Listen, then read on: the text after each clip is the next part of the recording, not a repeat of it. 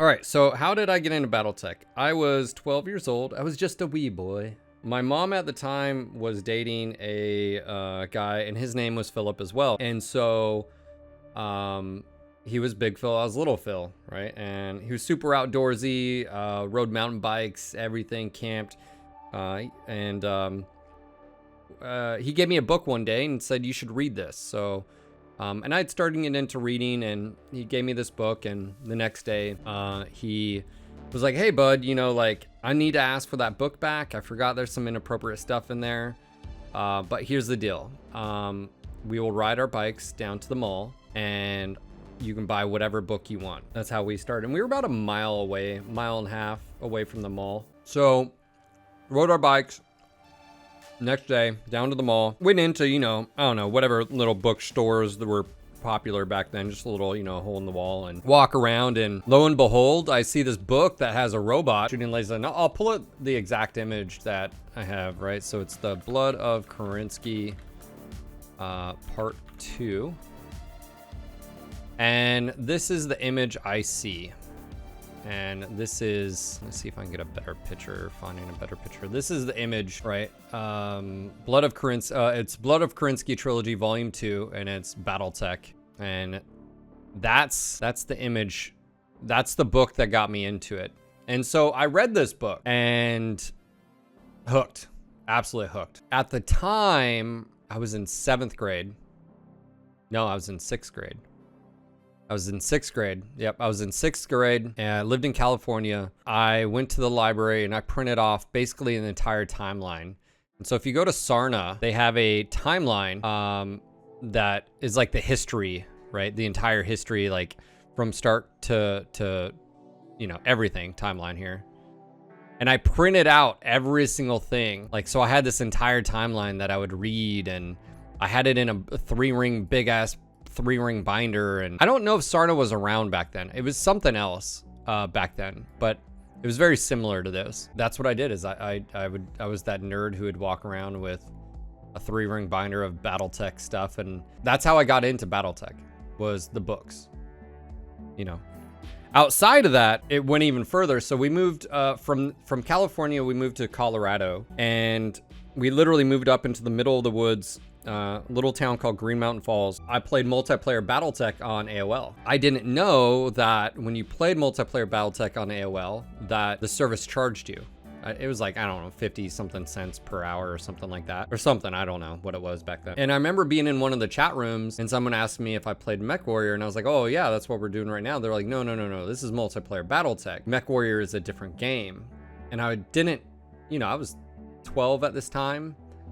And so my mom drove me all the way down Green Mountain Falls, Colorado, which is up in the mountains above Manitou Springs, which is up above Colorado Springs.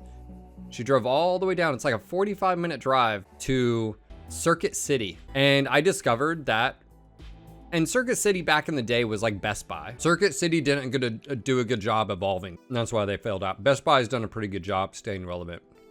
But so we drove there, and I discovered Mech Warrior 2 in the boxes. You guys remember those? The box art, right? The box art. It was $60 back then. It was $60 back then. And this is still in the 90s. It was $60, $59.99 or whatever it was. It was $60 for this game. I saved up for this game. And so I purchased Mech Warrior 2 Mercenaries. I didn't know that they were supposed to be in a certain order. Keep in mind, during this period of time, I'm still reading the novels. I started collecting them, going to the mall and bookshops and stuff. And this is in the 90s where you could actually find BattleTech books at the bookstore. This was before the card game. This was before Mech 3, way before Mech 4 and all that. So I bought Mech Warrior 2 Mercenaries. All right, my mom drove me all the way down. I don't know how long it was before I saved up money for it. 12 years old. Drove all the way down to Circuit City, bought Mech Warrior 2 Mercenaries. Drove all the way home, go inside, you know, kid in a candy store, open the box. You remember the manual and the box art and all the little details you'd get. It had this like manual about that thick, this little like square manual that had like the mech artwork on the front, like the wireframe, I think that's, if I'm remembering. Put in the CD and I can't install it. requires Windows 95, and I have Windows NT. Devastated. Ooh. Devastated. Devastated. I don't know the time frame for when my mom did this, but what she did is she went out and bought a top of the line at the time Packard Bell Pentium 1 166 megahertz 2 gig hard drive, put it on her credit card, and bought a computer for her 12-year-old son. Now, I say that because we may have some younger people out there, and you're talking, it was probably like a $2,500 computer that she'd put on a credit card and made payments for her 12-year-old kid, who she had moved around. Again, we moved from California to Colorado, and so yeah, that's how I got into it. I spent thousands of hours, single player, by the way, never online. We didn't have the internet after that. Thousands of hours on Mech 2, Mercenaries, Ghost Bear, and MechWarrior 2. Thousands. All the time. Also, if my brain is remembering right, I didn't play with the mouse. I think I played entirely with keyboard up until Mech 3. But I think Mech 2, you didn't even use the mouse. I think it was just all keyboard I used. I could be wrong there, but I'm pretty sure I may have been wrong, but I know Mech 3, I used a combination of mouse for aiming and torso twisting. I actually used the keyboard, and then Mech 4, I was joystick, right?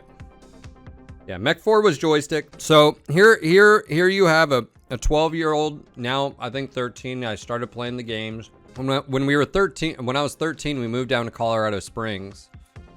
If those are familiar with Colorado Springs, I went to Wasson High School my freshman year.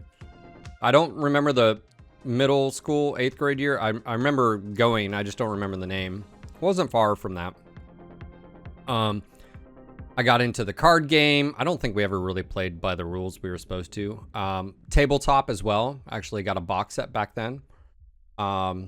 Again, we sort of made up our own rules or whatever, but Mech Commander came out. Mech 3 came out at the end or beginning of, was it 99?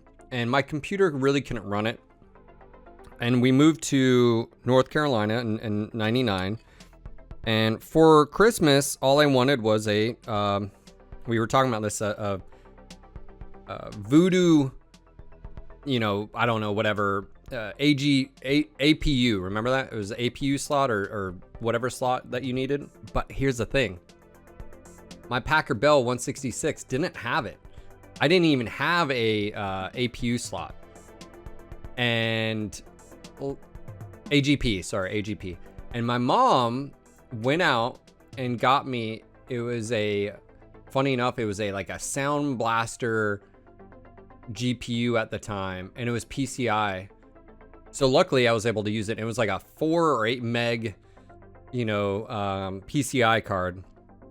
And I was able to run Mech 3. And keep in mind, I could run Mech 3, but it was like on the lowest settings ever before the card. Again, it was like a 2 meg built-in from a Pentium 1 166, right? It was like the worst GPU ever. But anytime someone would, remember when graphics started going really 3D particle effects, someone would flame me with a flamer in Mech 3 and my computer would crash. Mid-match, PvP, boom, dead. I was out of it, right? Like just, like you'd be playing all of a sudden and just be like, and just like stutter. And then you're like flatline. That's what my computer used to do. So when I got that GPU, I was finally able to play Mech 3. That's how I got into BattleTech. And obviously the rest is history.